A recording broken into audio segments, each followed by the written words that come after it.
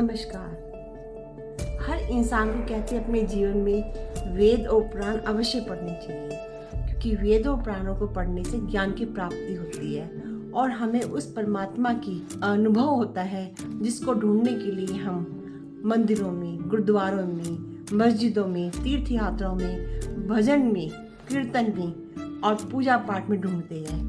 यदि हम कभी कभी समय निकालकर यदि हम थोड़ा सा भी पुराण या वेदों को पढ़ेंगे तो उनको पढ़ने से, अपने ग्रंथों को पढ़ने से आपको ज्ञान की प्राप्ति होगी। जैसे कि गरुड़ पुराण में बताया है, इसमें बताया है कि बंधन और मोक्ष का मतलब क्या होता है। बंधन वो होता है जब कहते हैं कि मेरा है, लेकिन मोक्ष कहता है कहीं मेरा नहीं है, ये सब भगवान का, सब प्रभु का है, मेरा तो कुछ भी नहीं, मैं तो खाली हाथ आया, खाली हाथ जाऊंगा। यही बात किसी को यदि मोक्ष चाहिए तो मोक्ष किस प्रकार से मिलता है। यदि लोग सोचते हैं कभी दान करने से हमें मोक्ष मिल जाएगा, कोई कहता है कि तीर्थ यात्रा पे जाकर यदि हमारी वहां मृत्यु होगी तो हमें मोक्ष मिल जाएगा। ऐसा नहीं होता। गरुड़ पुराण ने बताया है कि दान और तीर्थ करने वालों को स्वर्ग और मोक्ष की प्राप्ति होती है।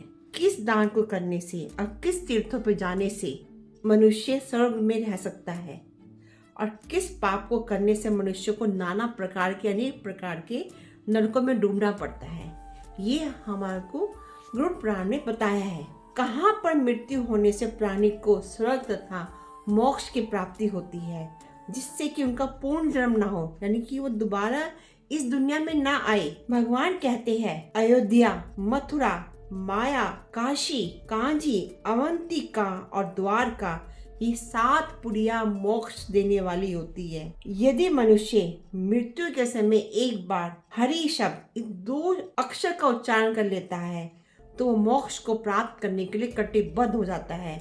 जो मनुष्य प्रतिदिन रोज रोज कृष्ण कृष्ण कृष्ण ये कहकर मुझे याद करता है, उसको मैं नरक से उसी प्रकार निकाल देता हूँ जिस प्रकार जल का भेद कर कमल ऊपर निकल जाता है। जो व्यक्ति तुलसी का वृक्ष लगाने, पालन करने, सींचने और ध्यान, स्पर्श और गुणगान करने से मनुष्य के पूर्व जन्मों के सारे पापों को जलाकर खत्म कर देता हूँ। इतनी बढ़िया बात हमारे पुराणों में बताई है, जो हम दूसरे से पूछते रहते हैं लेकिन हम अपने ग्रंथों में।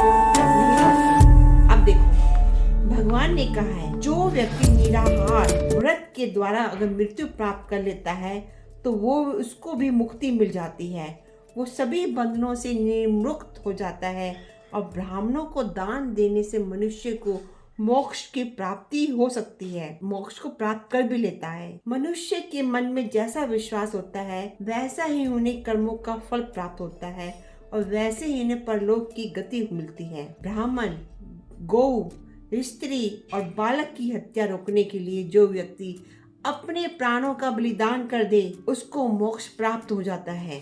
और भगवान कहते हैं जो व्यक्ति हर रोज प्रतिदिन 1 ग्रास भोजन का दान करता है वो दिव्य विमान पर चढ़कर स्वर्ग लोक को जाता है। जिस मनुष्य ने जीवन भर पाप कर्म किया हो वह ब्राह्मण को यदि 1 वर्ष के लिए जीवन निर्वाह के लिए उसको भोजन कर दे तो उसके पाप सारे खत्म हो जाते हैं। इसलिए भगवान कहते हैं व्यर्थ के कार्यों को छोड़कर निरंतर धर्माचरण करना चाहिए। इस पृथ्वी पर दान, दम और दया ये तीनों ही सार हैं। दरिद्र सज्जन ब्राह्मण को दान देना चाहिए और निर्जन स्थान पर शिवलिंग का पूजन करना चाहिए। अनाथ प्रेत का संस्कार करोड़ों यज्ञ का फल प्रदान करता है।